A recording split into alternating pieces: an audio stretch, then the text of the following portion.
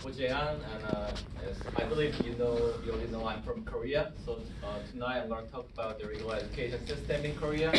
So I feel very lucky that I'm the only one from Korea.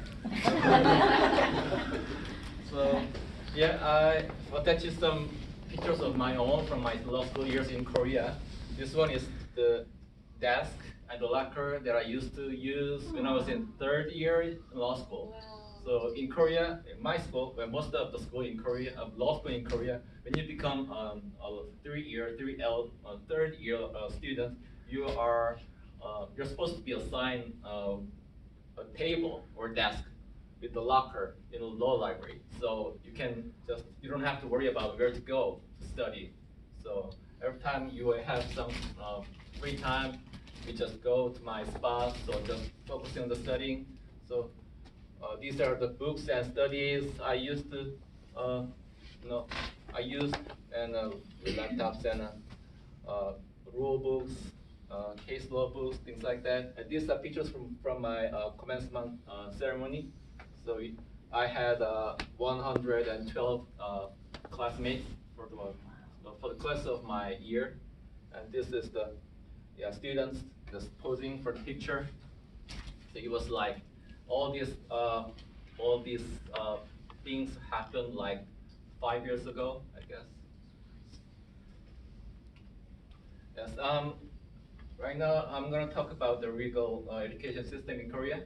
The bottom line is that now the system we have in Korea is pretty much the same as the one in United States. Basically, you have to study 4 years in undergraduate school, and like to earn a degree of like a bachelor degree, but not law. Other than law, you have to, and after that you go to law school and study 3 years, and then you take the national bar. And that's the system right now we have, but that was not the case until 2008. There was a huge transformation in 2009 when it comes to the legal education in Korea. So prior to the transformation in Korea, if you want to be a lawyer, you have to major, in law in college, undergraduate school, and after that you have to take the national bar. And if you pass it, you're going to be trained as a lawyer for 2 years in the institute. The institute was found by a government. So actually, so as I described here, this is the price of change, and after that, we apparently now you have like pretty much like U.S. legal education system right now. But there are some controversies because you may or may not know that Korea is a kind of civil law country as opposed to the U.S. Case law country. So in the past, if you want to become a lawyer in Korea, you have to study law like at least more than 6 years. But right now, in law school, I just studied 3 years.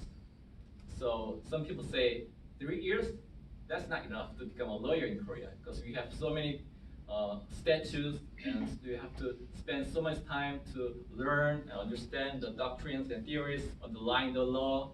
So you used to study 6 years, but you guys studied just 3 years. There's not enough. So that's what some people are saying. So yeah, but in some way that makes sense.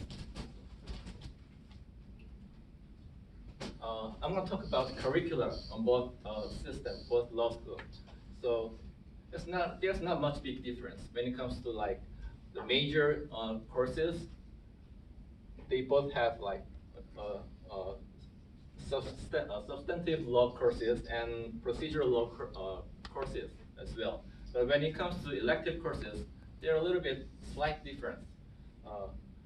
I used to have like intellectual property law class or tax, labor, and international transaction, etc. But in Georgia State law or other U.S. law school, I can see some different kind of classes like negotiations, mediation, legal clinics. So and there's a big difference in terms of the atmospheres in classroom and actual actual classroom. So when I was in law school, when I get in the classroom, all we can hear is just the voice of the professor giving a lecture to the students. So mostly we spend majority of the class time to learn about the statutes and theories, because you have so many, like, for example, in Civil Law Act, we have more than 1,000 statute provisions. So we need some put some effort on that. So we don't have the time for like Socratic method, a lot of Q&As. So there's not much far fewer interactions in the classroom. But in some cases, we tried to adopt the Socratic method, but it didn't work well. So, and we used to have the 50 plus students in one classroom when it comes to major law classes, which is I think that's the same case here.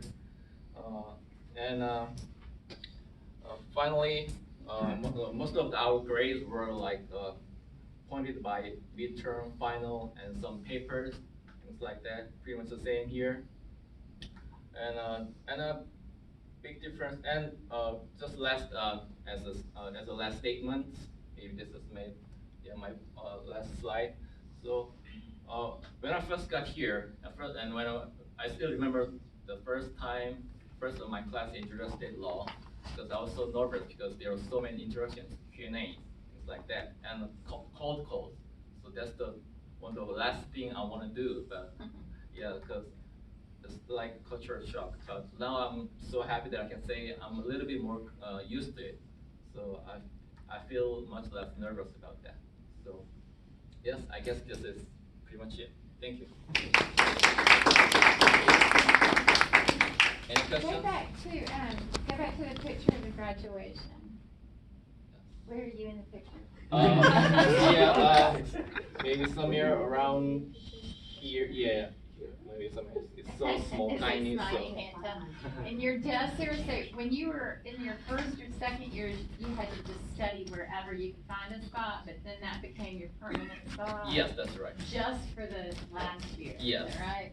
That's interesting. That's pretty cool. So you could leave your books there? Yes, this is a locker, and I can just lock it up. You could lock it. Yeah. Okay. So you could even leave your laptop there? Yes, pretty much. Okay, cool. All righty. Thank you.